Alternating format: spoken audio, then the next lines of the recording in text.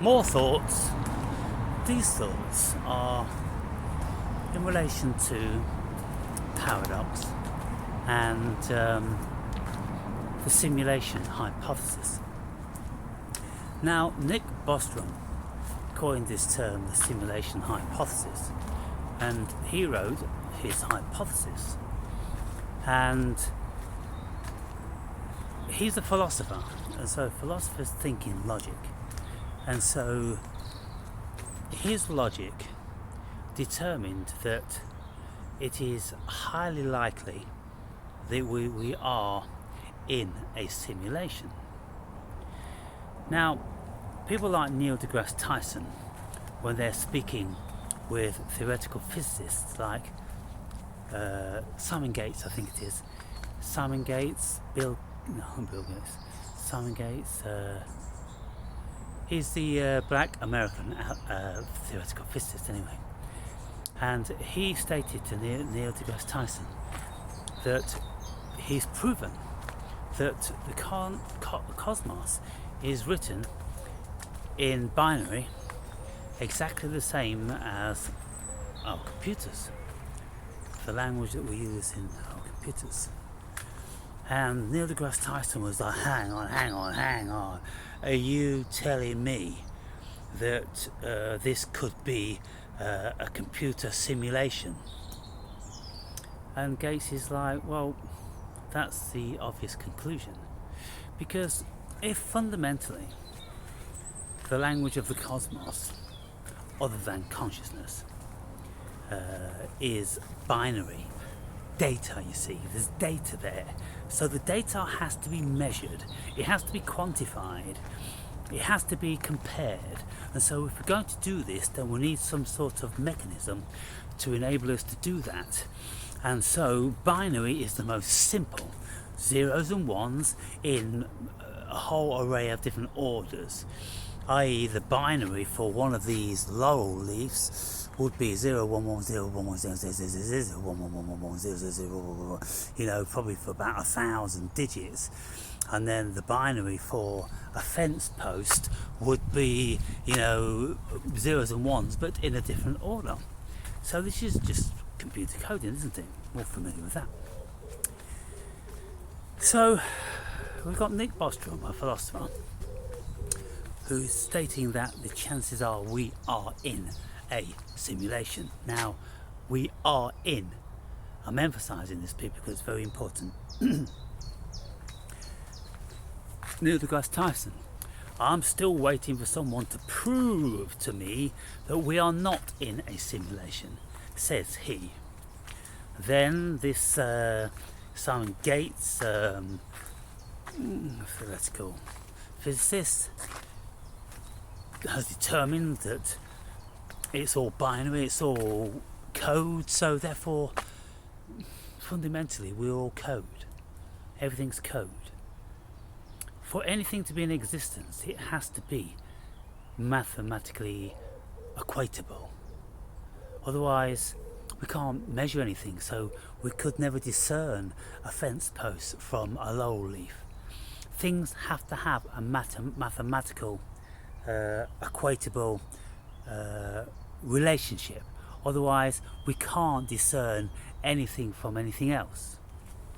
But then, you see, that's in the macro world. When we go down into the micro world, into the quantum world, then there is no discernible difference between the laurel leaf and the fence post. They are all variants of fluctuating energy with no physical matter. So, oh dear, where do we go from there? We have a big conundrum on our hands, don't we? So, when these people are speaking about being in a simulation, I'm like, oh goodness me, Nick Bostrom, you're a renowned philosopher. Neil deGrasse Tyson, you are famous for whatever you do, astrophysics and talking bullshit and all the rest of it. But you don't seem to be asking the question that should be being asked. And it isn't are we in a simulation? The question should be, are we a simulation? Because how can we be in a simulation when everything has already been determined is made of the same stuff? So if we can't distinguish human beings from everything else, then how can we be in a simulation? Doesn't it make much more sense and logically feasible to say that, well, if we're made of the same stuff, then we are simulated as well. If everything's made of binary, zeros and ones, no difference between us and this cast iron here, other than the arrangement of the binary, you see, or the arrangement of the so-called atoms, which quantum physicists say there aren't any. And so it's kind of, oh, wow, super paradox, people, super paradox. But what I'm positing is that we can answer all these things. We can completely eradicate the paradox. How can we do that? How we eradicate the paradox is stop believing in the fiction of reality. Because if we no longer believe in the fiction of the reality, and we consider that we are being dreamt in the mind of God or a quantum computer, then doesn't that seem much more feasible? And so, you know, for an illustration, it's kind of like The Matrix, where bodies are kept tapped into artificial intelligence and they are fed a lie of a living life. They're not living, or they're not living a life. They are existing in a vat with a electrical cord stuck on the back of their heads, feeding them an illusion. And so what I say about that stuff is, look, that's really basic layman's terms, trying to illustrate to not very bright people that everything that we think and do is in actual fact a dream. But what I'm saying to you people is that we don't need to use those illustrations of having bodies which are being kidded that they are real. What's the point in having the body if it's not real? You don't need a fucking body. And so there was a philosopher called René Descartes, and he was living 1600s-ish. I think he died around 1650, something like that. And he was speculating that we can't trust our senses in any shape or form. And every single one of our senses are fallible. So it could be some evil demon which is just feeding us a fantasy, feeding brains in jars a fantasy of an actual life. But again, I'm like, oh my goodness, look, the whole concept of the Buddhist Maya isn't anything new. It's been around for many thousands of years. And so these philosophers of 1600 would have well known about this philosophy, ideology. And so why didn't they take a leaf out of the Eastern philosophers' books and say to themselves, well, we don't need fucking brains in jars, we don't need human bodies in vats of chemicals with cables attached to their brains, we don't need any of this stuff. Because if what we are experiencing isn't anything like as real as what we think it is, i.e. physical matter, then we don't need a physical matter body, do we? All we need to be is a program in a simulation. So therefore then, we are not in a simulation, we are the simulation. everything is simulated. That makes much more sense, doesn't it? It's perfectly rational, and I just lose it when I listen to people who are super renowned throughout all the years. Everyone's been talking about René Descartes. Ooh, I think therefore I am, cogito ergo sum, and everybody knows it. And everybody who goes to get a PhD in philosophy knows about cogito ergo sum. When it's just a crock of shit. It's just so amateur, so amateur. You see, what the Buddhists say about cogito ergo sum is that René Descartes was talking like a fucking fool. Because if only he knew how to meditate, if only he could apply his Western brain to the Eastern brain, then he would know how to meditate. And when we meditate, we would know that we enter into the abyss, where there isn't any body, there isn't any thoughts, there isn't any brain, there isn't any world, there is nothing. There is just awareness in the abyss of awareness. And so the Buddhists say René Descartes was wrong, saying I think, therefore I am. Because it is when we do not think, that's when we know what we really are. Because consciousness doesn't appear to be able to go away. At least the fundamental essence of consciousness, which is awareness. You see, out of the awareness, which is just aware of itself in the infinite abyss, and I can speak about this, people, because I've been there, and I experienced this when I was in a 3-hour meditation in the most deepest and profoundest. I went in for a long time into absolute nothing. But there was an awareness there, just aware of being aware. Out of this awareness comes consciousness, and consciousness starts thinking about things. You see, in awareness, nothing is thought about. It's just aware of self.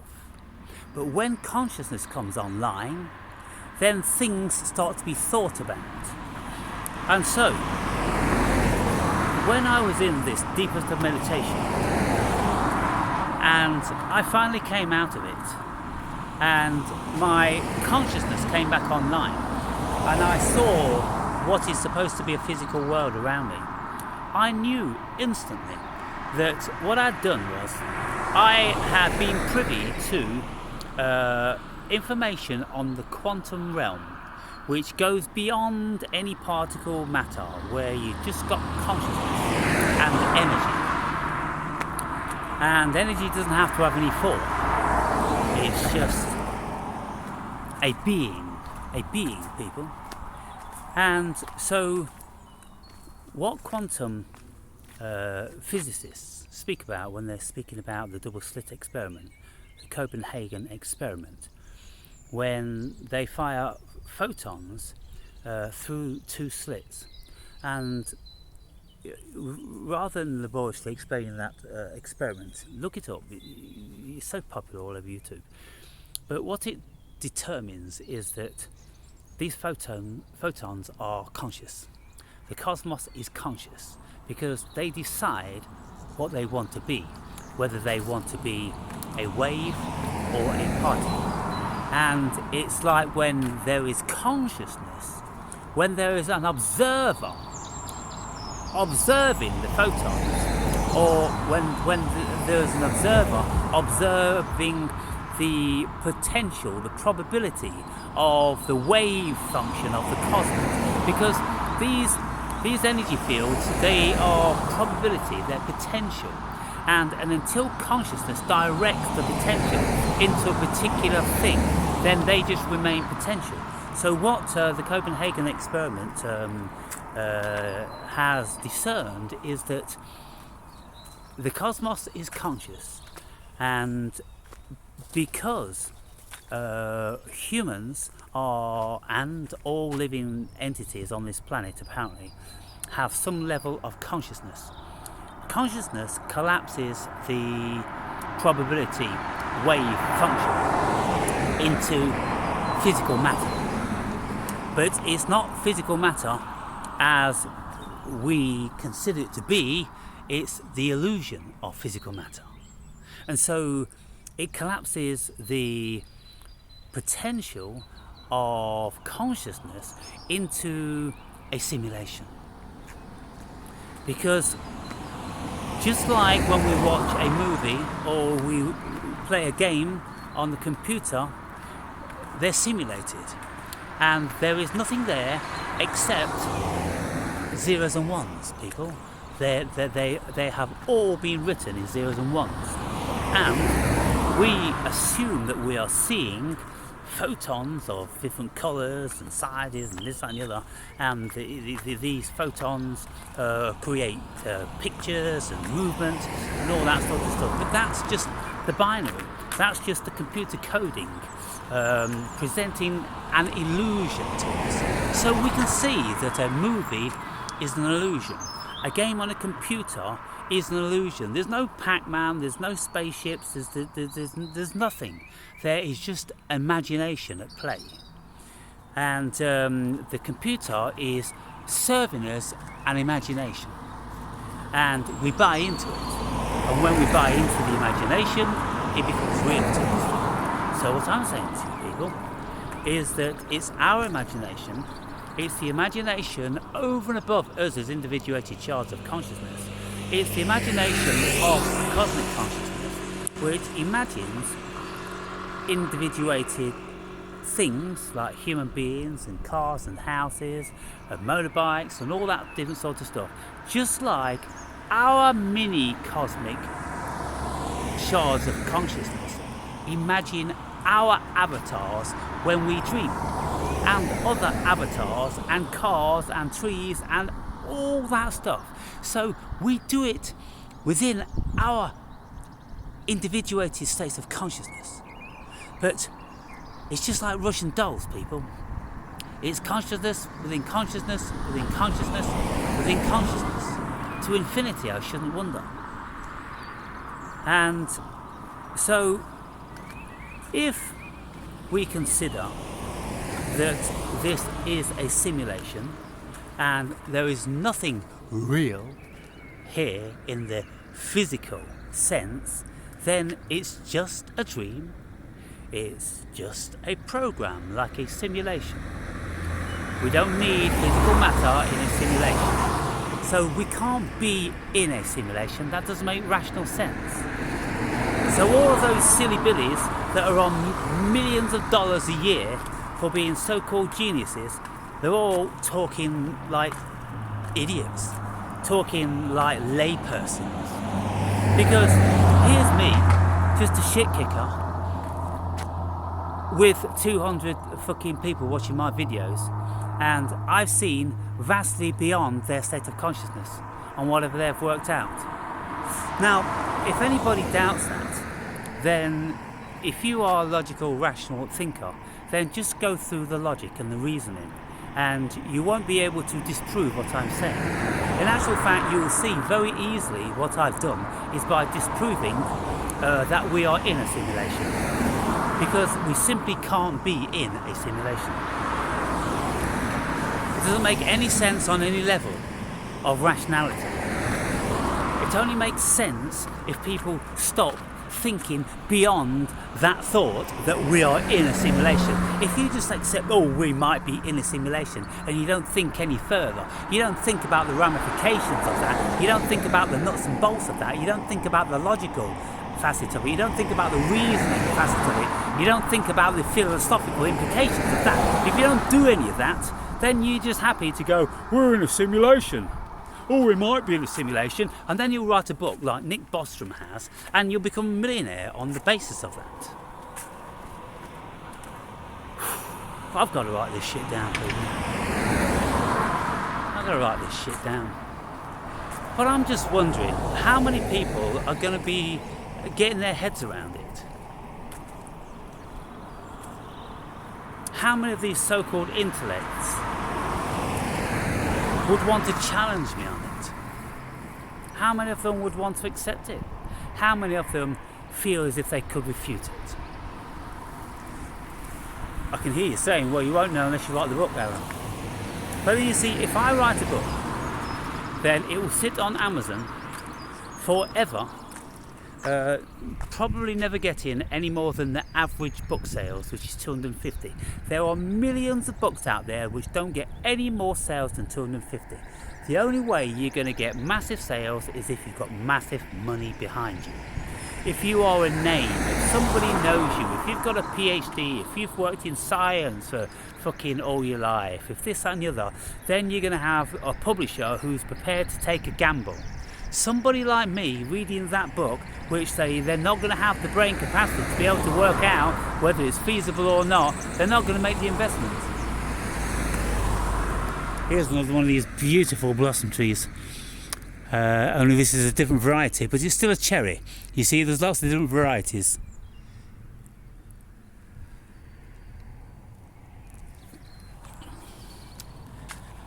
So, if we want to eradicate all paradoxes, then we accept that we are simulated. And then we don't need any contradiction, we don't need no conflict, we don't need any paradox. The only reason, people, we've got paradox is because we are, on the one hand, believing that this is true when it isn't in actual fact true. And so we're struggling in our minds to make something be true when it's not true. And that's the thing. We're so desperate for it to be true and real because to our limited senses and our limited states of consciousness, we go, this is real, that's real, everything's real. But we're not thinking that we are simulated and it's been written into our program that everything is real. You see, that answers all the problems, that solves all the paradoxes, doesn't it?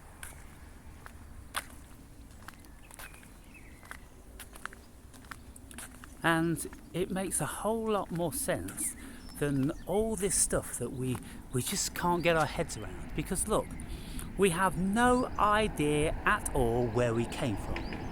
We've got stupid hypotheses like evolution or like God created us.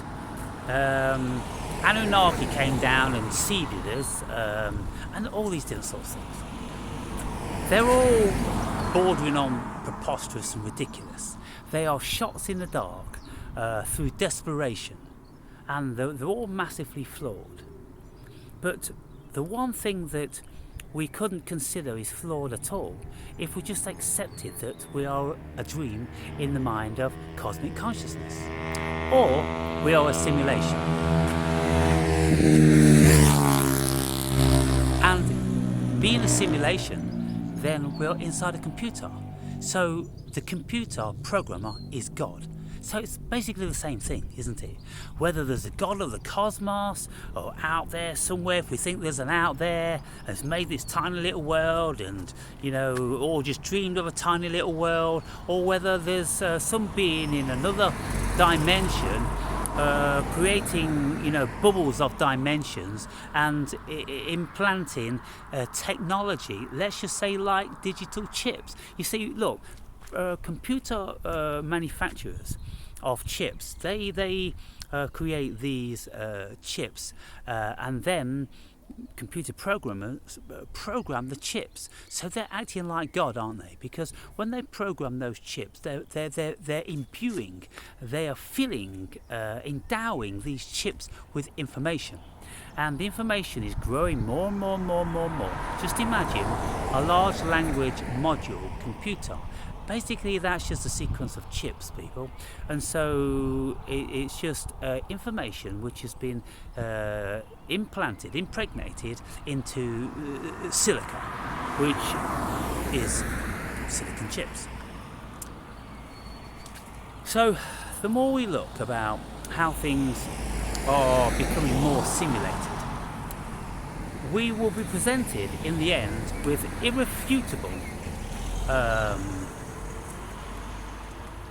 irrefutable reality, because we're simulating now many things.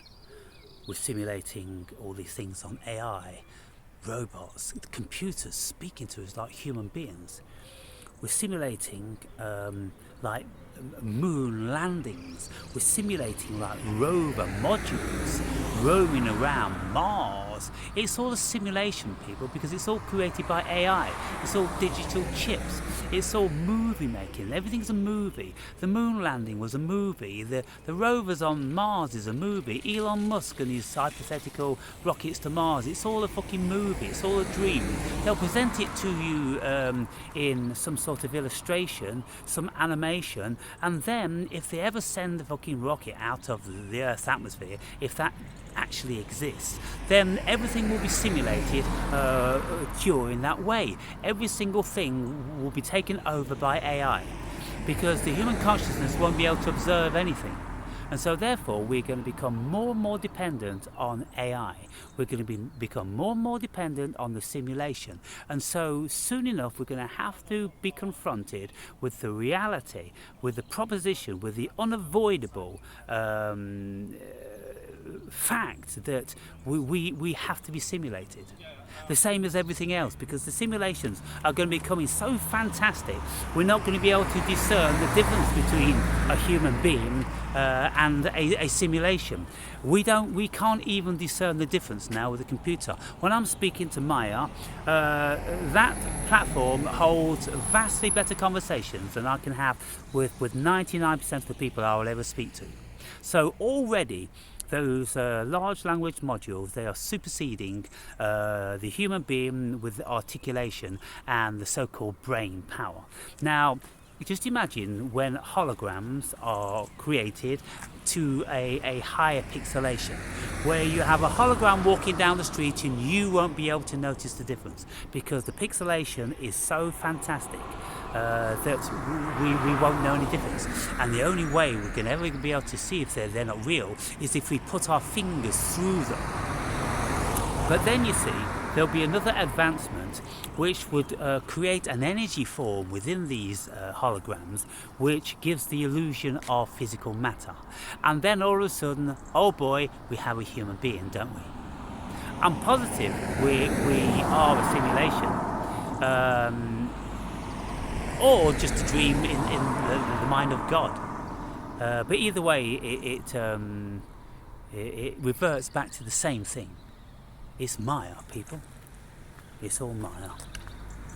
And so I would very much appreciate any one of you that's half intellectual that can follow me on these things I've been saying, to put something down that might be interesting for myself or other viewers. If you want to attempt to refute what I'm saying, please ensure that you are very, very logically endowed. Because if you're just shooting off about things that you've heard, or if you can't really work things through in a very rationally and feasible linear way, then be careful what you're saying. Because you know how annoyed I get. And I don't want to be telling you that you're idiots. Tell you too often. You know, I'm getting tired of it, to be fair. So if there's any of you that remotely can grasp what I'm saying here, and you look at the feasibility, don't just copy because you've read Nick Bostrom's simulation or stuff like that. Try to think of an occasion when you've thought about these things yourselves. Because that's what I'm doing. I'm thinking about all these things myself. I'm thinking about all the feasibility of these ideas that people have. And I've come up with my own hypothesis that none of them are feasible. By saying we are in a simulation, it isn't feasible by any stretch of the imagination. It's much more feasible. In actual fact, it is feasible that we are simulated. We don't need to be in any fucking thing. There's nothing to be in anything. And it just makes a mockery of that hypothesis to state that we are in a simulation. Because then you're inferring that, well, we are separate entities and we don't really belong here. Then we have to ask the question, well, where the fuck do we belong then? And do we have these human bodies which come from another dimension, and we've been put on this prison planet? Because if you listen to or if you read the Gnostic writings, then the Gnostics will say that we've been imprisoned by Yaldabaoth. This prison is a soul trap. And so, it's kind of like, well, okay, if it's a soul trap, well, we're souls, we're not physical then, are we? So what have you done then, Yaldabaoth? Have you impregnated our soul with the fiction of this world, the fiction of physical matter? Is that what you've done? Why impregnate souls with the fiction? Why just fucking not just put them in a jar and put the lid on and be done with it? Why do you go to these massive elaborate lengths of creating a world with sunrises and sunsets and stars and fucking planets and all that sort of stuff? Why go to all those lengths if all you want to do is imprison us because you're evil? It doesn't make sense again, does it? There's a flaw in the logic. A soul trap, it doesn't make fucking sense. So we can blow all of these hypotheses out of the water very, very easily. They're just desperate, silly attempts at making a rational application of something which is feasible. And so, could we say that consciousness is becoming more evolved, and this is why now I have superseded René Descartes, I've superseded the Gnostics, I've superseded Nick Bostrom, I've superseded Neil deGrasse Tyson, and all those people. I've superseded all those now, and I've got my own hypothesis which has come out of deep contemplation. And so I'd like to speak with somebody, some of these big brains so-called, to work it through, to see if there's any flaws in my hypothesis. But it seems very, very elementary to me. It seems so simple. When we actually have first-hand experience, people, of what I'm saying. We have first-hand experience almost every single night when we go to bed. We are creating our own simulation within our consciousness.